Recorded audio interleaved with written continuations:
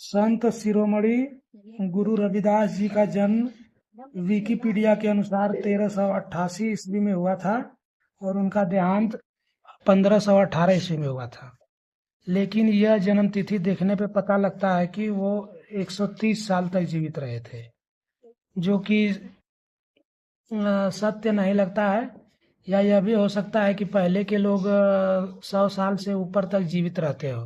कुछ जगहों में उनका जन्म 1377 ईस्वी बताया जाता है और कुछ जगहों पर इनका जन्म 1376 ईस्वी बताया जाता है। कुल मिलाकर के इनके जन्म का जो प्रमाण है वो लगता है बिल्कुल सही नहीं है। एक जगह एक दोहा लिखा हुआ है जिसमें ये लिखा है कि 1433 की माघ सुदी 15 दुखियों के कल्याण हित प्रगटे श्री गुरु रविदास जी। मतलब 1433 संवत में उनका जन्म हुआ था। तो 1433 में अगर हम लोग 57 अगर घटाएंगे तो 1376 ईस्वी आएगा। तो संभवतः 1376 या फिर 1388 या फिर 1399 उनका जन्म हुआ था। और इनका जन्म कहाँ हुआ था? तो इनका जन्म वाराणसी जिले के गोवर्धनपुर गांव में हुआ था। उनके समय में दिल्ली सल्तनत यानी मुगलों का शासन था।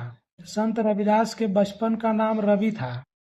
इनके पिता का नाम संतोख दास रघु था। इनकी माता का नाम कर्मा देवी कलसा था। इनके दादा का नाम कालूराम था। इनकी दादी का नाम लखपति जी था। इनकी पत्नी का नाम श्रीमती लोना जी था।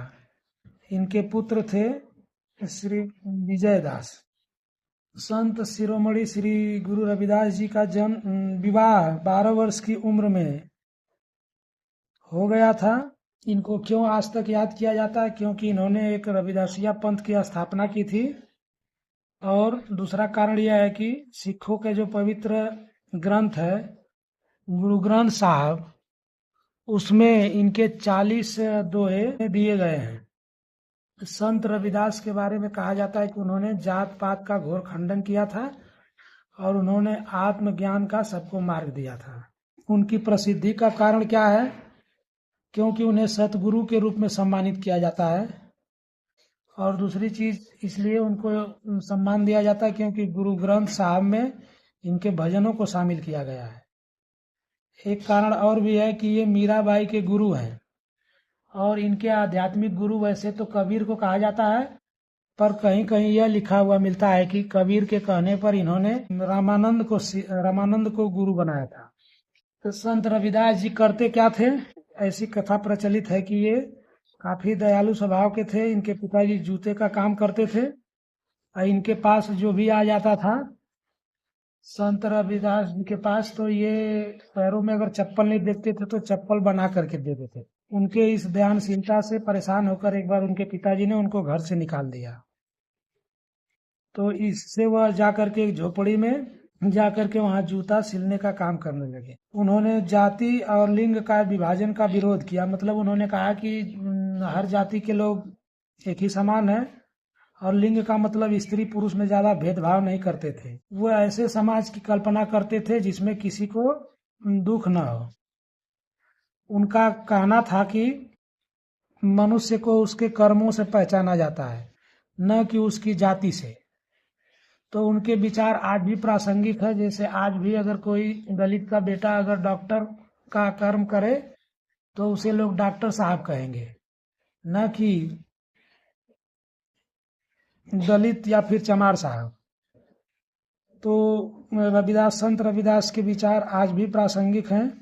उनका एक और कथन था कि परिश्रम और ईमानदारी से कमाया गया धन सबसे पवित्र होता है। उनका यह कथन था कि परिश्रम और ईमानदारी से कमाया गया धन ही सबसे पवित्र होता है। उनके बारे में एक कथा प्रचलित है, जब मन चंगा तो कठौती में गंगा की बात आती है तो संत रविदास को याद किया जाता है। तो मन चंगा तो कठौती में गंगा जो कहावत है वह उन्हीं के जरिए बताते हैं लोग प्रारंभ हुई है। एक बार की बात है कि उनके शिष्य लोग कहे कि चलिए गंगा जी में स्नान कराएं, तो उन्होंने कहा कि मैंने एक व्यक्ति को जूता देने का वादा किया है, तो मैं जूता अभी सीऊंगा नहीं जाऊंगा। तो उसी समय उन्होंने कहा था कि मन चंगा तो कठौती में गंगा।